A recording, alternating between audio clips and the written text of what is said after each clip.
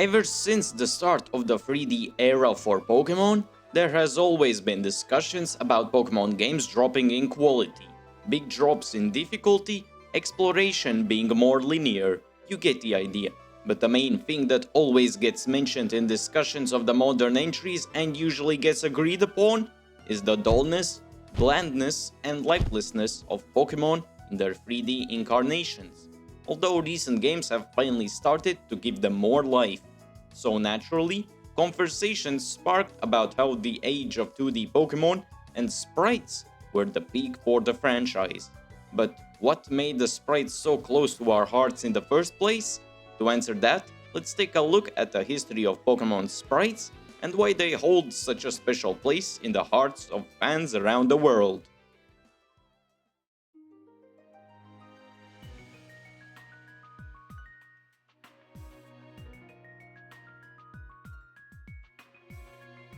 To get a better understanding, let's go to the beginning with the games that started it all, Pokemon Red and Blue. From the first time you witnessed the battle between Gengar and Nidorino in the opening, picking your first starter, or seeing someone else enjoying the game, the experience of deciphering the creature on the screen was special for each of us, thanks to the limited black and white sprites, which let our creativity flourish by imagining how our favorite Pokemon would perform their moves, dodge attacks, and many more scenarios that we fantasized about, which made us more engaged and attached in the process. After some time passing and thinking how could it get any better than this, the definitive edition of the Goliath Gen 2 Pokemon games for the time comes out, being the least sold mainline Pokemon game to this day, Pokemon Crystal, which polished up the 56x56 dimension creatures with a charming intro animation that brought more excitement and personality to our pixelated companions, gave us a new side of our favorites by giving us rare alterations with shinies, but of course the regular Mons also got to show their true colors better with the Game Boy Color. Bit on the nose there, eh? Speaking of crystals, why not talk about the true gems, Pokemon Ruby, Sapphire and Emerald? For some, this was the true starting point for the series, or like starting anew with the franchise. Anyways, what was so special about the changes, you may be asking? Well, where do I even begin? Count along with me, folks. We got more colors, bigger dimensions, better shading thanks to the bigger palette, bigger variety of possible poses thanks to more space, way better back sprites, but that doesn't make it okay to stare at alligators behind, greater battle backgrounds that enhance sprites in the right settings, using items gave us more interactions with the pals, dynamic animations, and more varied actions in intro animations thanks to Emerald. I could go on for longer, but we should get a move on already. I heard Gen 4 is a slog to get through. Now the tried and true tale of increased dimensions, color palettes, and improved semi-animations still happens of course. So as a wind-up to the main source of the glistering generation changes, let's do something that the first entries to the new gen aren't familiar with. Quickly mentioning the new yet important changes, and self-explanatory yet underutilized concept of gender differences. Couldn't get enough of your dear old Wobbuffet? Well, how about some lipstick? Didn't get enough of the new Pokemon Hippowdon? How does a mini heart attack caused by thinking the other gender is a shiny sound? Oh, and what about Torchic's single butt pixel? Actually, I think I'd rather stay away from that. Just like Gamefreak did with shifting away a much bigger version of this mechanic. But anyways, moving on with size differences. The expected expansion of the dimensions finally was so great that creating more varied sizes was much more feasible and noticeable. Like, look at this comparison between Wailord and Skitty, the Pokemon that definitely have no other connections between them except this comparison. Okay, sure, that may be not as special, but we finally dragged through the main course. Now for the dessert and definition of Pokemon game greatness for many, Pokemon Heartgold and soulsilver.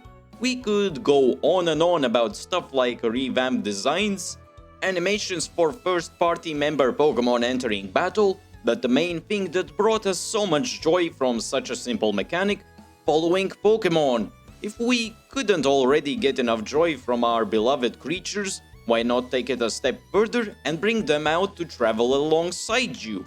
And not only that, Gamefreak took it a step further and actually made it so we can get more unhealthily attached to our shinies by also being able to see them in the overworld. The following mechanic is the hero we didn't know we wanted, but also became the thing we didn't deserve, and as soon as it was here, it left. Never seeing the same levels of heart and soul put into our overworld bodies ever again. But fret not, I feel like everyone knows what's coming next.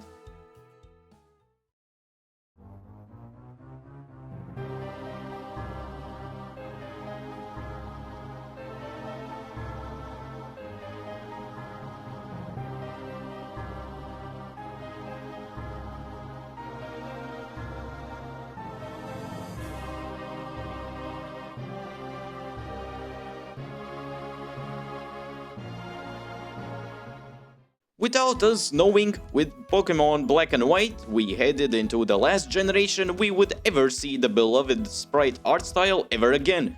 So why not go out with a bang? And thankfully, accidental or not, Gamefreak had the same idea. And what did they have in mind? Oh, nothing, except the most unique, beautiful, and lively iterations of our favorite pocket monsters. Fully animated sprites from the both sides. Now, we all know some sprites are jittery and a fumbled mess, like thin lines with Deoxys and Tangela and whatnot, but personally, I would choose them any day over the rest of them, 2D, 3D or whatnot. The time and work that went into the 649 Pokemon at the end was just insane, so Gamefreak came up with a clever solution. How about instead of making completely new frames for each part of the Pokemon animation, we just make the body parts of the sprite, and when we get to animating it, we could just put them together on separate layers and move them around individually. Of course, a bit of quality was sacrificed, but the amount of time saved for other parts of the game's development was just too much to just pass up. And that's how we ended up with these bundles of joy.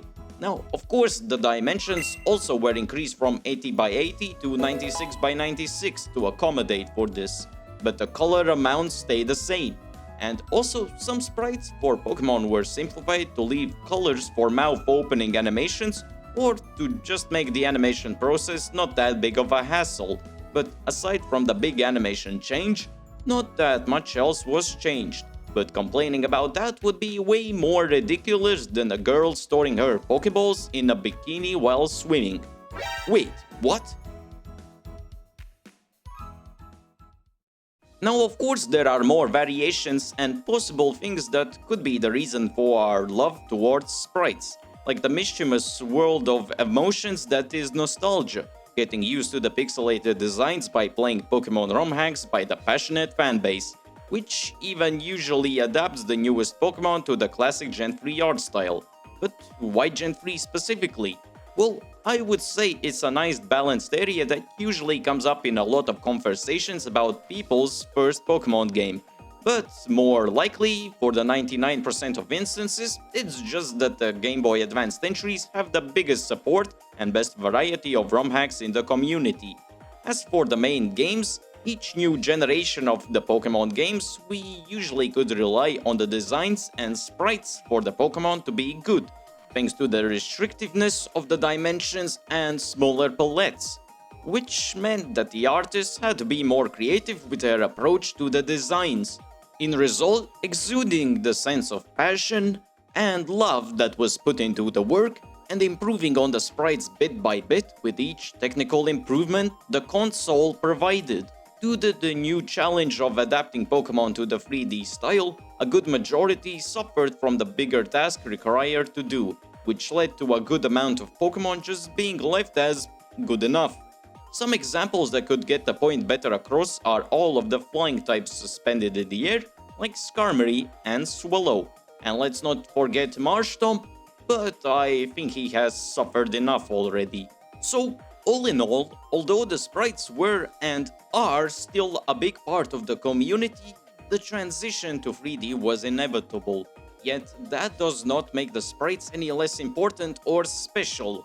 In fact, the games with sprite work in the result got bundled in their own little time capsule, either for long-time Pokemon fans to reminisce about the good old days, or to learn about the franchise's past that you keep hearing about being held in such high regard. The artistic appearance of Pokemon sprites that captured the essence and imagination of the friends we made along the way in a charming and nostalgic way, creating a bond between the Pokemon that we grew, that we kept close to our hearts, because of course, to train them is our cause.